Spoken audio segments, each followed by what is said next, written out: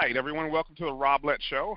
I am your host, Rob Lett, and tonight I've actually got a special guest. It's so funny, if you've watched enough of my shows, you've heard me mention from time to time that I got a friend of mine who's a Democrat, and I'll usually follow it with whatever the particular subject was, and you probably wonder, who is this person? 9 times probably out of 10, I'm talking about the guest that I actually have this evening, and his name is Ray McGuffey. So just so you'll know, Ray and I go way back. When I say way back, I mean like back to training wheels. So we've known each other for a long time. I have no idea how the call is going to go tonight, but regardless of how it turns out, we do actually like each other. Now our phone calls have gotten heated before in the past to the point where he's hung up on me, but we actually do like each other. So I just want to say that he's a great guy. Like I said, I've known him since Training Wheels, lived right across the street from me in New York, and just so happens that both of us moved to Georgia. So he's got a beautiful family, a hardworking guy, and I want to, first of all, just before we even get started, Ray, I really sincerely do want to thank you just for coming out. I know you probably think I'm calling you here to beat you up or whatever, but it's really not that at all. Just so people don't just hear my voice all the time or think that I'm scared to talk to people on the other side. I'm not. I actually invite that sort of thing. So that's the reason why I thought it would be good to have you on a call. Ray actually invited me on 2 Zoom calls in the past, and I attended. And to be fair, I actually attended with a lot more people on the call than he did. In this call, it's just he and I. But on the one that I was on, there's probably a dozen people on both of them. So first, I just want to thank you, Ray. And so I just want to make sure it's clear. So you pick tonight's topics. Is that correct? We narrowed the scope and decided on a topic. Yes. All right. So Ray decided on inflation and energy. So that's what we're going to be talking about tonight. We're going to be talking about inflation and energy. So just a little ground rules, and this ground rules apply to both of us, okay? So because I don't know how much time I actually should. Let me look at the time here. I should, hold on one second. Let me put a little timer on here so that I kind of keep myself straight too as well. Okay, so I was going to make sure I have an idea how long we talk. But one of the ground rules, the only ground rule really that I say is just so we can, one, stay on topic, but in addition to staying on topic, no conversation about past presidents. That applies to both you and I. So if you say Trump, I'm going to say If I say Obama or Hillary, same thing applies to me. So it's not a one-sided thing. I just really want to, we're almost 2 years into the Biden administration, so boboth of these, both inflation and energy, is really related to Joe Biden, so I just want us to stay focused on the topic. Is that cool? That's a little unfair. I say unfair. I wouldn't say unfair, but it shouldn't be so close-minded in a sense, because with any administration, you always have the remnants of the previous administration of that particular party.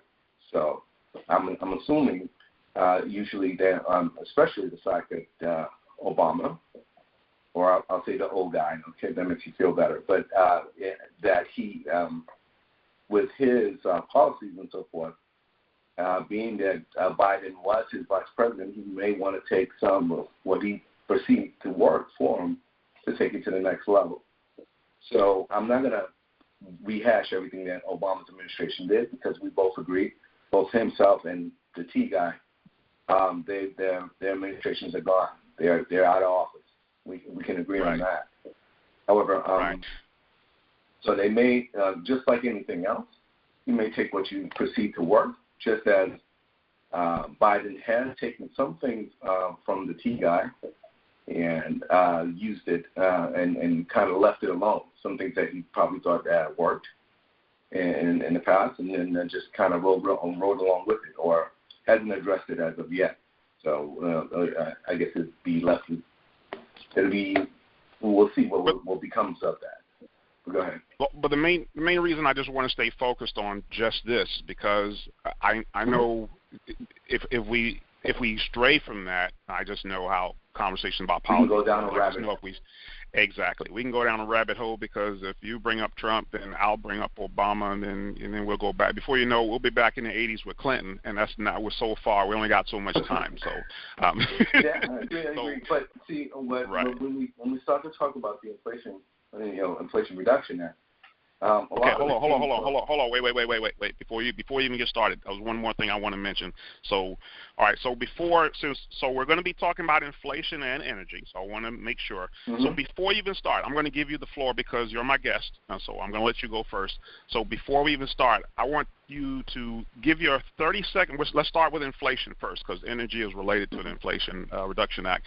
So before you even start with what your opinion is, tell me your 30-second summary of what you're wanting to say about the Inflation Reduction Act.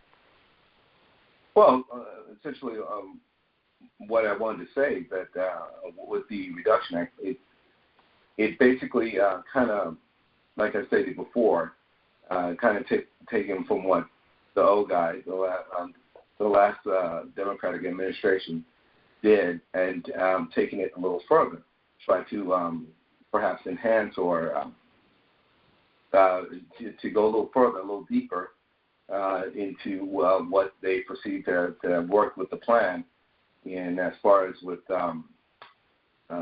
energy, the way the economy was going, and so forth. Biden chose what he thought was working, and to try to take it to the next level. Now, when we talk about the Inflation Reduction Act, that kind of brings us into the whole scope with the it took out bits and pieces from the old guys' Clean Power Plan, in which basically they were rules and regulations that govern greenhouse and gas emissions and the way power plants existed.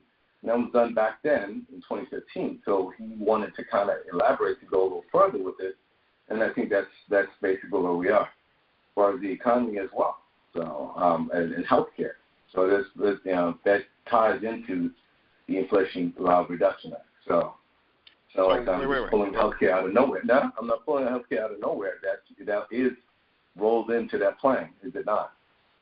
No. Hold on. So that's why I just said start with like a 30-second summary. So what is it that you essentially want to say about the Inflation Reduction Act? Because these are the two, I should say inflation and energy, right? So basically the two topics. So what do you want to say? Just a quick, if you could summarize it, because I'm going to let you talk, but just a quick summary. What is the point, the driving point that you want us to walk away with that Ray believes about inflation or the Inflation Reduction Act?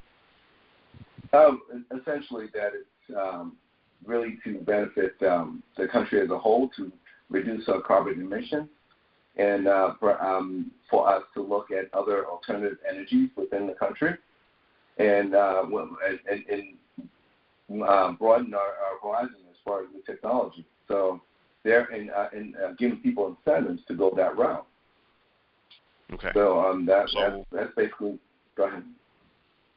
So if I hear you correctly, so in a nutshell, what you want everyone to understand is that you believe in the Inflation Reduction Act benefits the country as a whole, and on the in terms of reducing inflation. Is that what you mean? Well, what I'm saying is, it does with the new technology will bring more jobs to people and so forth, and it'll spur growth in the economy, and that will, in fact, combat inflation. So, yeah. Okay. All right. So now, did you have anything else to say on that, or can I ask some questions? No, you can ask your questions, and I'm not an economist, but I do understand the reactions. Of course, the president himself does not have control the Fed rates and so forth, as far as how that's controlled. That's not controlled by him, but how he reacts to it. So okay, yeah, I have no problem with asking questions. Okay, so since we're talking about the conversation of inflation, I think this is a good place to start. Do you know what inflation is? Yes, I do. I mean, my perception of it, yes. I mean, basically, go ahead. What would you? I mean, what in your opinion is inflation? Well, I mean, it's a series of factors. I mean, it costs more to do business, essentially. I mean, the money's worth less, and you have a lot more interest rates tend to be higher. I mean, that's the reaction. That's the outside effect. And your purchasing power is much lower. So it costs a lot more to do for the average citizen or anybody, whether it's a business or not, or a residential. It will cost more for the daily purchase, and you don't have the purchasing power, such as I don't know, take a country like Argentina. Argentina has an enormous amount of inflation, where it's not stable. It's totally fluctuating all over the place, and as far as the purchasing power, it's not the same as it would be here in the States. Okay, that's my perception of it. What do you? Okay, I agree with you on at least what inflation is, or at least one of the symptoms of inflation, it being that things cost more. Really, what it is that your dollar buys less than it used to, so it reduces the value of the dollar. Everything costs more. What do you think? What do you think causes that? Well, I mean, it can be several factors. I mean, in my opinion, what happened in past administrations, we had issues such as the mortgage crisis that happened at the time. Now we're on the other side of the spectrum with that, where the rates have gone so low, and as far as the interest rates, the purchasing power has gone so low that eventually the Fed is trying to stop the bleeding, so they have to bump it back up. But that also has an effect on people buying homes. People are not buying the homes the way they used to be. So something's got to give. Okay.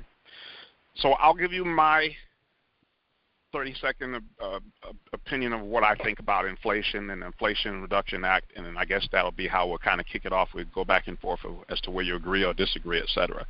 So, sure.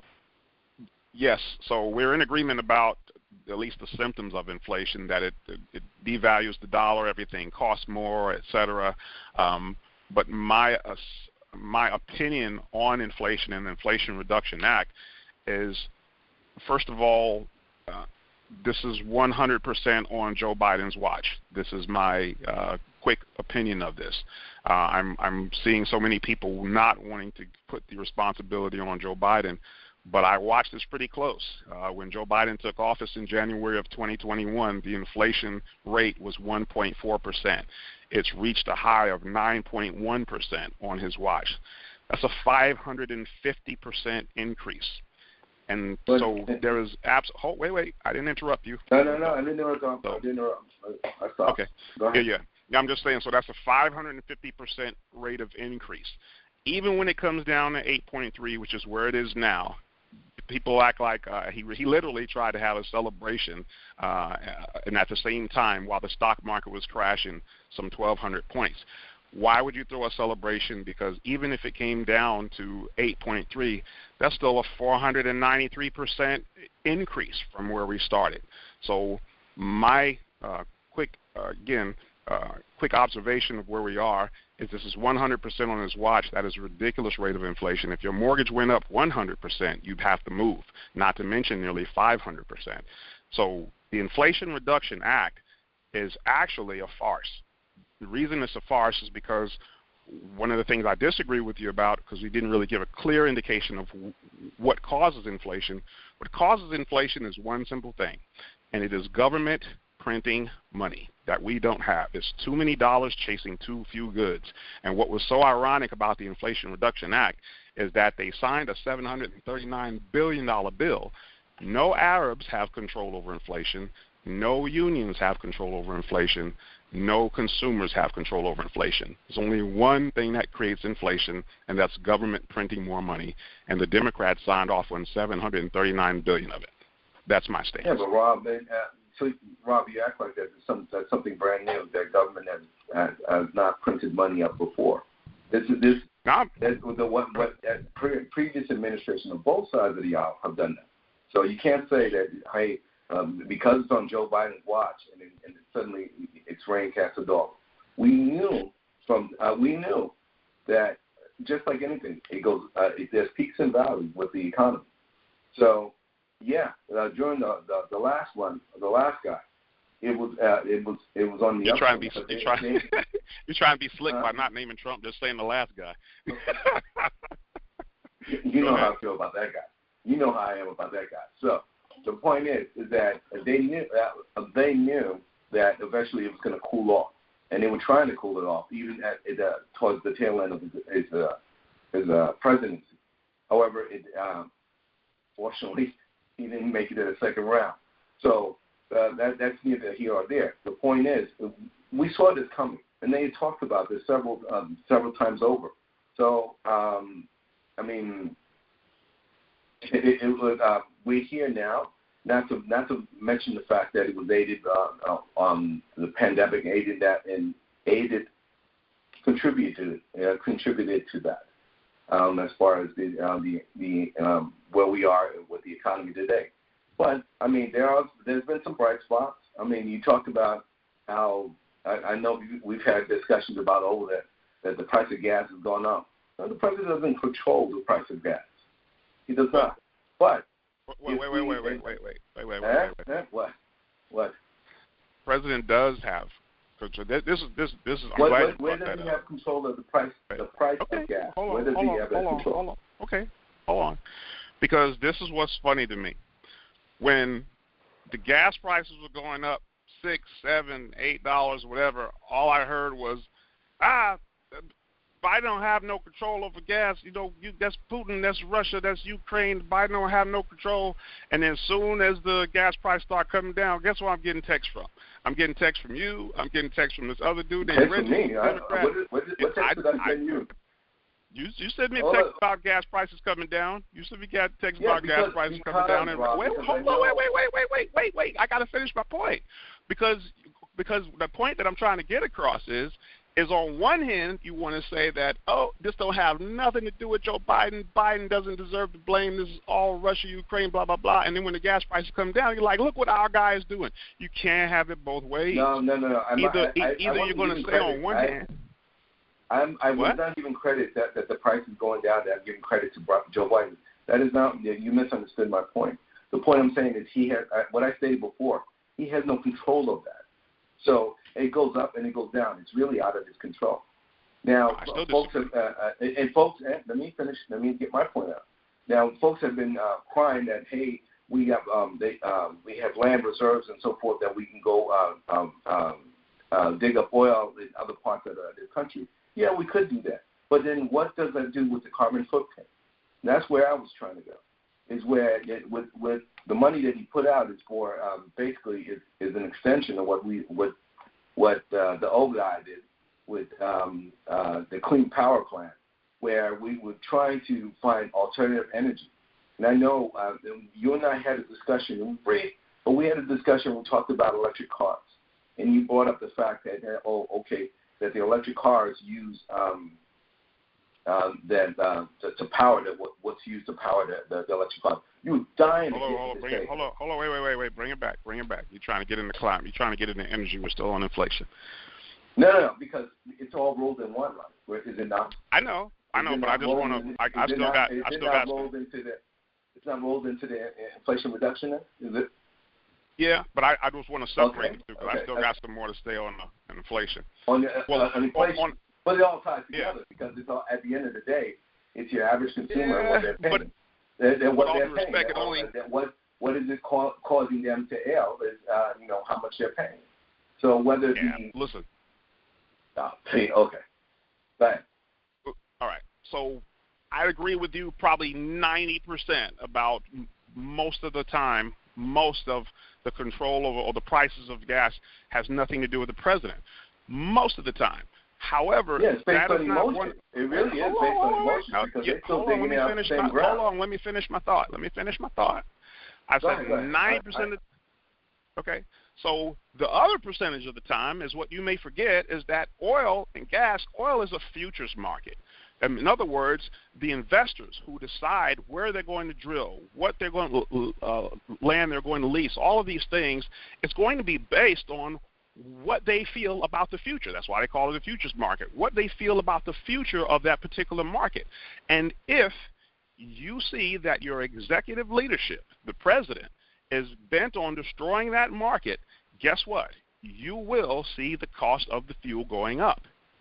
And that's exactly what Biden did. Before Biden even got elected, and I can play you one of these clips. I may add it into this show. I can play you one of these clips. Someone said, listen, we've had booming economies in the past. Are you willing to go down this road of alternative energy so much that you would possibly destroy the economy just to pursue it? And Joe Biden said, yes. So pause. Pause. So what I'm trying to tell you is this is that 10% or 5% or whatever you want to call it. You are destroying the investors' potential of what they could do in the oil and gas industry. Who the heck would want to invest in oil and gas when you just heard the President of the United States saying there won't be no oil and gas? I'm going to destroy it. Who would do that? But Rob, when we're talking about oil and gas, we both can agree that it is affecting the economy. It's affecting the environment, I should say, not the economy. Of course it's affecting the economy. That's not the debate. Of course it's affecting it. That's not the debate. The debate is whether or not he has control. No. The debate is whether or not he has control, because you said he had no control. But ironically, we started seeing the price of gas coming down. Hold on, we started seeing the price of gas come down. You did not let me finish my statement. Go ahead. Let me finish my statement. Go ahead. My thing is that, okay, so my thing is if we can get off of fossil fuels and find an alternative path, that in itself will essentially make that's why I wanted to finish.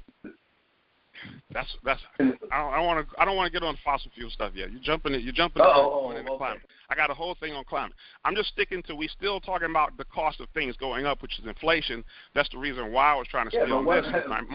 But hold on. The point that I was trying to get across is that this is what you should know, and this is what I've observed, and maybe you're naive to that, but it's been going on, like I said, it was about 18 months we've dealt with these high prices of gas, and then all of a sudden, as we get closer to the midterms, gas prices come down. But you tell me he has absolutely no control over these gas prices. Now I'm telling you, you might want to halfway see my side of that 10% where the president actually does have control, because there's no coincidence. It is no coincidence that after 18 months we've suffered with $7, $8 in gas, but now suddenly we're getting down to $3 and something because November's 2 months from now. That is not a coincidence. Rob, you can't put it all on the president, because our own governor has restricted the taxes on the gas. So that's taken. So some of that credit goes to him too. So you can't say that our own governor has taken taxes, has removed the taxes that you would pay on the gas, which causes the price of the gas per gallon to go down. So by doing that, he's affecting. And you're trying to move the blame again off of him. No, Rob, you're not listening to me. He has our governor has suspended the taxes that we collected for every gallon of gas that you pay for. That he's restricted, and of course, it just so happens it's an election year for him. So that's everyone trying to give breathing room to what Biden set up. So I'm saying that's everyone's doing what they can to try to cover for what Joe Biden has screwed up. That's not. It all goes back to Joe, huh? It all goes back to Joe. I love that. Do I need to play you the actual video of Joe Biden saying he's willing to crash the economy? You will always have a video with a snippet of something. Because you call this because snippet. That's what you're looking for. It is just no, it's not snippet. It's called facts. You know, I don't want to jump off from topic to topic, but I've been looking. This is the same topic. It's the same topic. Can I finish my point, please? When I look at the politics ad of any, and it doesn't matter whether it's Democrat or Republican, most of the time you will take a snippet of what a person says and say, oh, see, that person believes in whatever it is. When the person, it didn't even have to go that route. It wasn't even about that. They may have said those words, but it wasn't in that context. And that's where we are as a society as it is now. Ray, so that's not a snippet I just find it crazy. I really do. Ray, but that's all due respect. That's hold on. All due respect, that's not a snippet we're living in. I could see if it was one little snippet and I took it out of context, and you could say, "Hey, he said that," but you see how everything turned out. That's not the direction that he wanted to pursue. But then, when you look at where we are, he said before he was elected, "Yes, I'm willing to take everyone down that road to destroy the oil industry, so we can get over here to electric vehicles, etc." And wait, that's exactly where we are. I would love for him to take the oil industry out of business. Okay. And I say that. I say that because I go back to the environment. That's where I stand. Call me a tree hugger if you want. That's fine, and I'll take that. But my thing is that I always listen to people, conservatives, that always say, that whenever I remember when the healthcare plan was putting into place, and they would say that we're taking money away from our children and blah blah blah on and on. Okay, that's money, but now you're taking the earth away from your children, and you shake your head and don't care.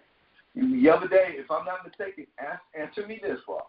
Did you not make an issue about California and their as far as the restrictions on vehicles in the year 2030? If I'm not mistaken, if that's the year right. Oh heck yeah! I'm going to get on you about that. I'm going to get on you about that. I already got that. I've been trying to hold you off from talking about energy. You're just going to talk about energy no matter what. Hold on. Let me. Well, that's one of the major things. That was one of the major things that he put into this. Yeah. Here's something. Here's something that I think is funny. That Go ahead. You seem to be, I don't know, you seem to be oblivious to. A lot of Democrats, when I talk to them, they seem to be oblivious to it, is the fact that, okay, so first of all, like I said, the gas prices for 18 months practically, they've been up $7, $8. Now they come down just because November's right around the corner. I just listened to the radio today, and they had Joe Biden on 60 Minutes, I think it was last week, past couple of days. On 60 Minutes, he tells the interviewer the pandemic is over. Then Dr. Fauci comes out, his own doctor, and says, Dr. Fauci says, no, Fauci says, no, the pandemic is not over. He says there's only 67% of the population vaccinated. So here's my question. Not like I'm a big fan of Dr. Fauci, but here's my question to you, or here's what I'm trying to point out to you. The fact that he would say that the pandemic is over, the fact that all of a sudden the gas prices come down, they've been telling the Republicans for I don't know how long to trust the science, but now here's Joe Biden that's in 180 degrees in opposition to his own doctor. Why? Because November's coming up. The masks come off earlier this year during the State of the Union. Why? Because Rob, November's coming up. When you say all that, Rob, I think you forgot one thing. The last administration, I don't want to mention the guy's name, but we're going to keep going back. You're just breaking it. No. Oh my gosh! I've been doing 100% fine talking about Joe Biden. Okay. So what you gonna say? I've been doing 100% fine talking about Joe Biden. You always slick in the last guy. Talk about Joe Biden. No. Yeah, because the reason why I say is that it's the game of politics. That's really what it comes down to. And I've learned. Yeah, that's what I want to talk about. Joe Biden's politics. Mm-hmm. Within this bill, within this so-called, here's one thing also that I think you guys should be embarrassed about, Democrats. You guys should be embarrassed about the fact that it's called, Joe Biden named this the Inflation Reduction Act, when the definition that I just gave you of inflation, that's impossible for it to reduce inflation. It's not going to reduce inflation. He only called it that for people who are uneducated enough to know what inflation is. If inflation is caused by the government actually printing money, how can you say I'm going to reduce inflation and at the same time borrow $739 billion and hire 87,000 IRS agents? Those are 100% in contradiction to reducing inflation. And that is why when he stood on there trying to celebrate, that's why when he stood on TV trying to celebrate that the inflation was coming down, the stock market was tanking by 1,200 points because everyone realizes he doesn't know what the heck he's talking about. Oh, yeah, but let me ask you this, Rob. Throughout the world, all countries, they invest in their own countries. They invest in their people. And that's basically what Joe Biden has done. Let me finish. So what he's going back and going in and investing in to get more have a different perspective on different technologies, so that we don't have to depend on the fossil fuel, that we don't have to. He made provisions for healthcare that to address healthcare as far as to reduce the out of cost for the average American, to try to make ways higher earning, higher paying jobs for us to depend rather than depend on fossil fuels and burn up the ozone layer and lose this one planet that we have. That, hey, let's invest on something else. We all know that we need. We have to move. We need cars, and we have to be able. We need machinery to be productive. He realizes that. So why not invest in our people to try to that it doesn't have to. We can do that without affecting the environment. So did he have to be deceptive to do that? Did he have to be deceptive? How is he being deceptive? I mean, it is being deceptive because, wait, you asked me a question. How is he being deceptive? It's being deceptive to call something an Inflation Reduction Act when you absolutely know it won't reduce inflation, and then about a week later after passing the Inflation Reduction Act, when you Google it, it's called a climate bill. That's what I mean by being deceptive. You did not pass an Inflation Reduction Act. It is not going to bring inflation down when you spend $739 billion. What you've just done is you've passed something else. This is the perfect time to talk about what's in that Inflation Reduction. Hold on, wait. Hold on. This is a perfect time to talk about what's in that Inflation Reduction Act, which doesn't reduce inflation. You may remember a little while back when Joe Biden was talking about he was going to require banks and financial institutions to check in your bank account and see if everyone had at least $600 or more so that they can tax them. And then he pulled back because he realized, I'm stepping on my own constituents here. Maybe I don't want to do that. Midterms is coming up. But guess what's in that climate bill that he called an Inflation Reduction Act? It's funding for 87,000 IRS agents. I got news for you. There ain't 87,000 billionaires, so who are those extra IRS agents for? They're probably for the last guy. Yeah. Jokes on us. In that same climate bill, that's why I say it's deceptive, because it was never an Inflation Reduction Act. The $739 billion will actually increase inflation, so that's the first thing deceptive. Why even name it that? But the second thing that's deceptive about it is the thing that you thought he backed off on, where he wasn't going to tax these people. He's hired 87,000 new IRS agents. And then there's this thing that's also embedded in that so-called climate bill is a corporate minimum tax. Corporate minimum tax is another scam. I used to teach this on the road. I used to tell people all the time, there is no such thing as corporate tax rate. People think that there is, but that tax gets pushed out to you. So now we are in a recession. I know that's something you debate and don't believe, but we are in a recession and increasing taxes at the same time. That is definitely something you don't want to do during a recession. That is horrible. No, Rob. As we see, the winds change very quickly in this new world, and as with the Inflation Reduction Act, there were things that he was trying to put in there that he had no bipartisan support. And then absolutely. And I'm gonna just say one thing. It's both sides of the aisle is what's causing the problem. They both do not want to. They're so caught up in their egos that they will not work together to really progress our country. And this is where we're going down this rabbit hole where we're not moving up. We're not moving anywhere, because my thing is, well, at any point we're pointing fingers at things that just have no bearing of whatsoever, but we're just pointing fingers because there's nothing else better to do. My thing is, we're especially you, Rob, you're so fixated on little snippets of information that says, okay, this is what he said, blah, blah, blah, this is what he stands for completely, which is, it's not, that is not the entire truth. So I say that because... What part is phony? What part is false? When you say what part is false, you're talking about that you believe that by making this investment here is going to take us down further into debt and further into a bigger hole than we are now. That's what inflation is. To me, in my opinion, in just about anybody's opinion, when it's not opinion, it's economics. Okay, let me ask you this, Rob. Let's take a step back. Just for the record, that's not my opinion. That's economics. Just for the record. Okay, all right. You leave it at that. But during the years of Depression, what was it like in the years of Depression? Do you know? What was it like? What was going on during the years of Depression? Ray, that's such a general question. Was it that inflation was high and unemployment was high? There was no companies weren't investing. Where are you going? The point I'm making is, Rob, we're not there. Okay, we are not there. All right. So what does that mean? I know we're in 2022. We're not in 1929. So we're in 2022, not 1929. So what's the point? I know we're not there. Yeah, the point is, Rob. And the point is, if a person wants a job here in this country, they can get it. It may not be the job that they want, but they will get. They can get a job. Can we agree on that? Can we agree on that? If today I want to get a job, that's not. Okay. That's not even the issue. Okay. All right.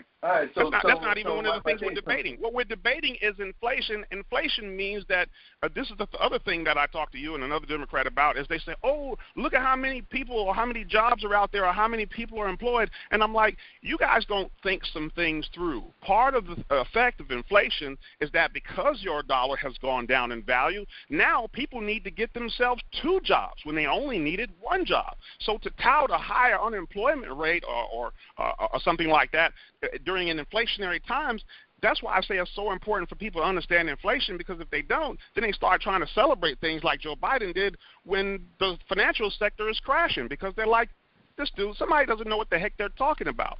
But let's go off of inflation, because you've been pushing into the energy section for a long time here, so I wanted to say something about the energy section anyway. Mistaken, that was the majority of the bill.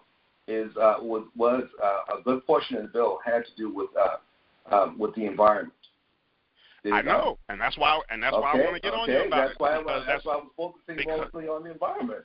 Because that's awful. Let me tell you why it's awful.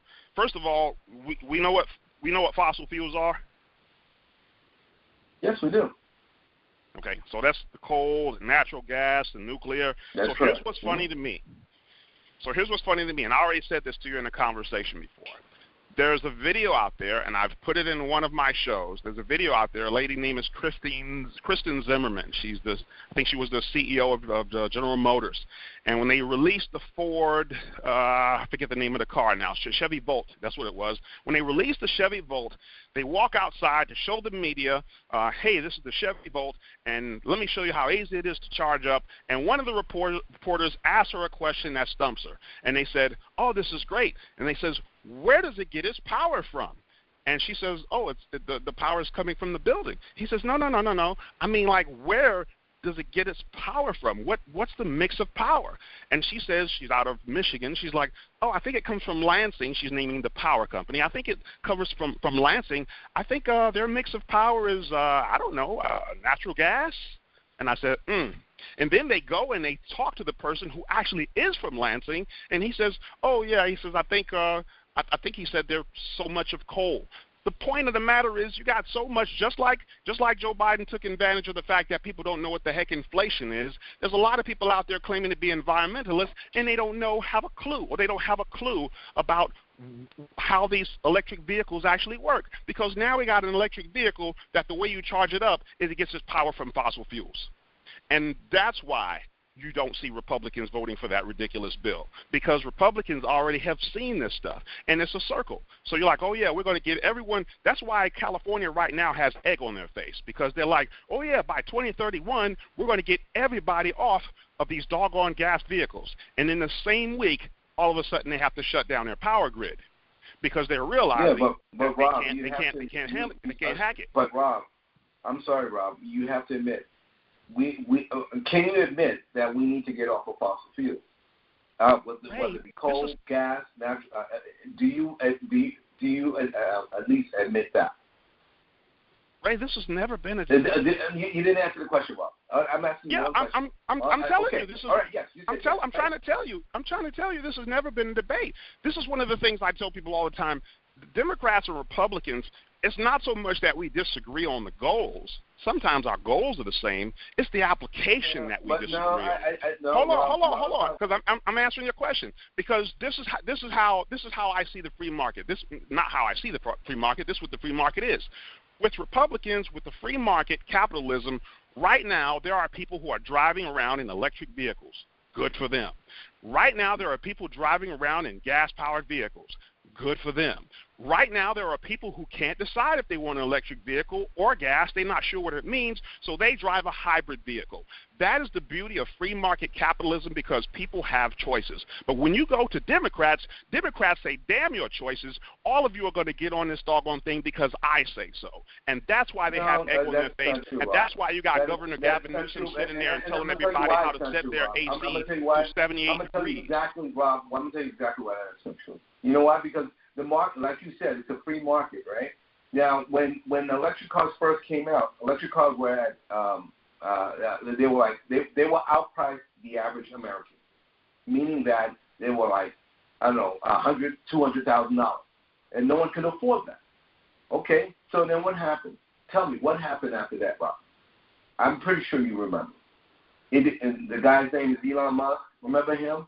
He made an affordable car. Okay, yes. Even though capitalism, and that's called capitalism, and they were able to, they were one of the few companies that were able to meet the supply and demand, and was able to sell them. Those things are selling like hotcakes. Why? Because people are tired of paying for those fossil fuels. It affected them in the economy. Now, I'm not saying that the electric cars are the end all be all. I am not saying that, and I'm not saying that, and I'm enforcing even in California. They're not saying that you have to buy a Tesla. They're just saying that hey, we're going to try. We want you to find an alternative solution to the problem, and then by taking a step forward, that's what they're doing. So I don't see a problem in the fact that they're saying okay, they're encouraging folks to buy other alternative vehicles.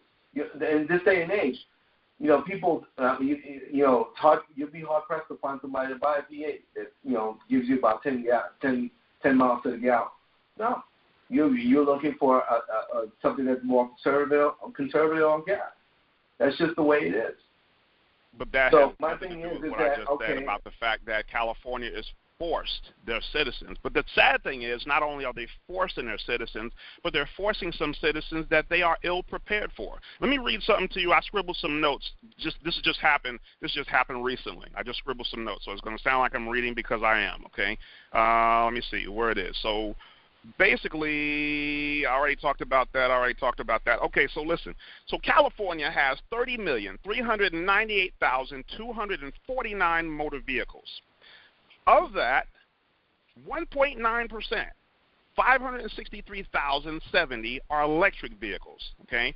And California is asking those people, 1.9%, not to plug up their cars. According to California, they need 17 gigawatts of power, of additional electricity to power all of these electric cars. Just 1.9%. This is what they're complaining about right now. But Diablo, there's the power company there, only produces 2.3 gigawatts of power. So you already see the problem here. Diablo is the place that supplies the power. They need 17 gigawatts of power. So this is the reason why I say Democrats are contradicting themselves, because what happened now is, as much as Gavin Newsom can't stand the nuclear power company there, they've made them continue even though they announced they were going to shut them down because they don't have a choice, and it's only 1.9% of the population. They're going to need to get to that 17 gigawatts of power. They're going to need to build 20 new full-size nuclear power plants just to deal with the demand they have now. Do you think California is going to build that? Hell no, because politics. That's why I say this is so stupid. He's sitting there in a fleece talking to people about turning their AC down, and he's got on a fleece like he's in air conditioning, 115 degrees. But his politics are in the way of common sense. So solar panels, someone might say, I know if I was talking to you, you might say, well, what about solar panel or wind? But guess what? Solar panels, you would need 370 times more land. than you have now just to do solar panels. California isn't about to do this because they're an environmental state. They're all about saving the tortoises or the eagles or whatever, the spotted owls. They're not about to take up that much land. If someone were to say, hey, guess what, maybe we can do it with wind, they would need 429 times more land to do that. And wind has this also its complication with birds when you put that doggone mini windmills. Rob, this is what I mean about common sense, Ray. There is no common sense with the Democrat Party. You're being unfair, because what you're saying is that, okay, it doesn't matter. It doesn't. We can't figure out the complete solution. We're just going to use the fossil fuels and not look at anything else. There is an industry that wants you to continue to use fossil fuels. Nobody's saying that.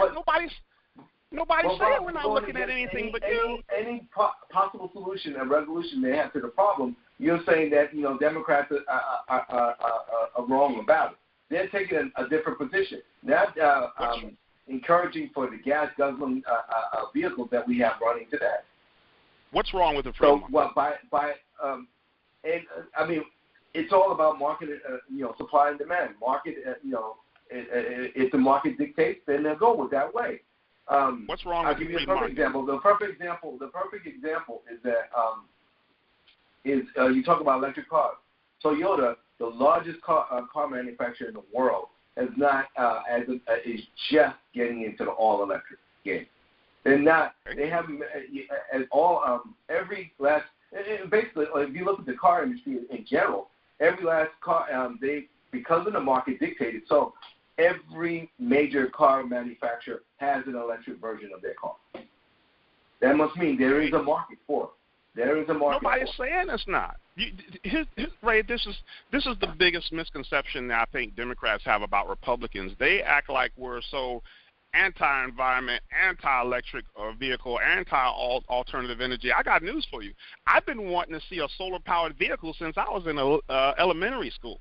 I've been wanting to see something that runs on electricity since elementary school. So actually, Wait. That's my. Oh, you just stuck your foot in your mouth. That's my point. Is that you have to start somewhere. You can't force this like Gavin Newsom says.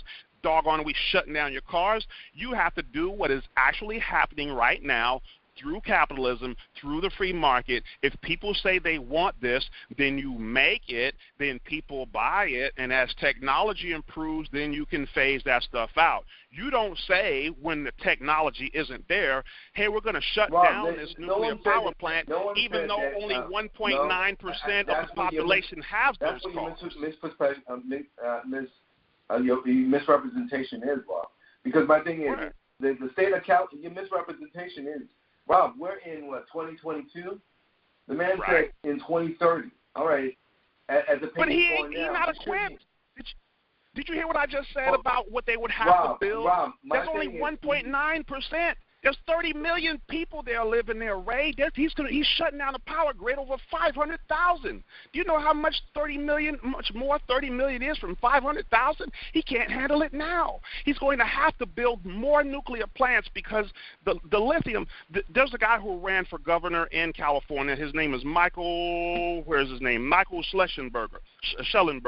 He is not a Republican, okay? He was a Democrat. He's an environmentalist. And he's the one who basically says, listen, the scientists in Los Angeles said there's not even enough lithium on planet Earth to build the batteries needed to sustain or an entire battery, entirely battery-powered vehicle system. You got to have some common sense at some point to say we're not there yet. Yeah, but we're not there yet. Yeah, but what I'm saying is, I just want to make it well known. I'm not all in with electric cars in the sense that I just don't believe that that technology is sustainable. I don't. All right, but I do support looking at alternative paths. Now, for the moment, it worked. No, let me finish. For the moment, it works. But I don't see it as a long-term solution. I mean, like you said, I don't believe that we have the batteries that are needed to make these electric cars are going to be, it's that much in the technology that much in abundance. I don't think that that's a feasible plan. I really don't. And that's my point. That's why I'm saying, as a governor of a state, you can't tell all of your 30 million citizens that you're planning on banning the vehicles when you're not prepared to handle the 500,000 you got right now. You shouldn't even open your mouth, because 500,000 ain't even close to 30 million. You're going to actually have to build more nuclear plants, which is what California doesn't want to do. That's all I'm trying to say is, listen, that's why I asked you what's wrong with the free market. Nothing is wrong with the free market. The free market is based on what it's not a matter of shutting down the not free market, you telling them. It is. If you just got a gas powered vehicle, let's just pretend. Let's fast forward. We're in 2022. Let's just pretend for a second that this was 2029 right now. You just bought yourself a gas vehicle, and you got a 5-year car note, but by 2031, 2 years later, you out of luck. You stuck like Chuck. So now what? The government is forcing me to say you just got yourself in debt for a car you can't use. The government just said you just got yourself in debt for a car you can't use. Who says so? I say so, because I'm the governor and I know better than you. That is not the free market. That is Democrat policies. And that's what's so ironic, is I hear so much talk about dictatorships. That is dictatorship. No, that's just an encouragement to try to get a going. Encouragement. That's right. That is encouragement. But Rob, I mean, where, as far what did China do? What did China? Oh God! Do? China, I hope you're not about to use China as an example. No, I'm just saying that China has the worst pollution. All right, they tried to clean it up when the Olympics came, but then as soon as the Olympics left, they let it go back down. I mean, they are not environmentally friendly. It's not. So my thing is, but with us, to try to get us to that point, I don't see any reason why we shouldn't encourage folks to look at alternative energy sources, and I don't see anything wrong with that. We've been doing that. We've been doing that. When? Matter of fact, Ray, when you say when, let's not do the when, because way back in 2006, Al Gore released a whole documentary called An Inconvenient Truth. He's scaring people half to death, saying that the ice is going to melt off of the doggone mountains by 2013. And that was true. That's why that was the encouragement to get off of fossil fuels. AOC in 2019 said we had 12 more years left if we don't do something. Y'all trying to scare people to death like we're about to die out here. We're not about to die. We're not about to die. That's not how you persuade people. You're not leaving the earth for your children at the rate we're going. I mean, look at the weather patterns that we have now, Rob. Can you force it? The polar caps are not melting, Rob? They're not. Did you just say we can't force it? The polar caps not melting. Do you believe that? Do you believe that global warming is a farce? Do you believe that it's a farce? I don't know that it's a farce. Okay. Thank you. That's all I didn't. But I never said it was. I didn't say that it's a farce because I don't follow it. You answered my question. Thank you. You answered my question. Wait. But didn't I say that in the very beginning? I asked you, do you think that global warming is a farce? I just did answer your question, yes. But I'm saying, didn't I not tell you earlier that I said Republicans and Democrats, more often than not, we have the same goal. We disagree on the application.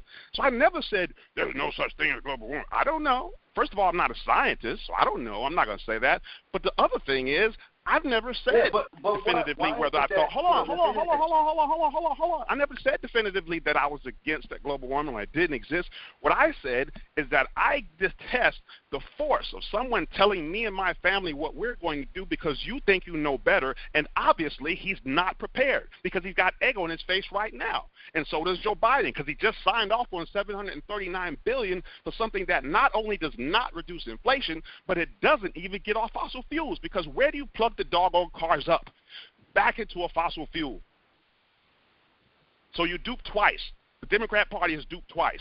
One, because the Inflation Reduction Act doesn't reduce inflation, and two, because the real bill is the climate bill, and it doesn't even impact the climate in a positive way, because we're still on the same fossil fuels. I didn't even touch on. I want to play you. I want to play you this video. Hold on. I want you to listen to something, because this is what you kind of remind me of. This is the first time I'm going to interject the video for a second, because this lady reminds me of you here. For 1 second. Let me see if I can play it through the speaker. Just to set up this video, there's a lady passionate like you about energy, and she's speaking to this conservative I guess his name is Mr. Higgins. I don't know his first name. But he's asking her, giving her the floor, what she would do with certain environments, what she would do under certain conditions to get us off fossil fuels.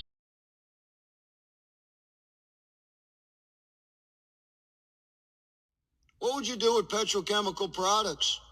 Okay, everything you have, your clothes, your glasses, the car you got her on, your phone, the table you're sitting at, the chair, the carpet under your feet, everything you've got is petrochemical products. What would you do with that?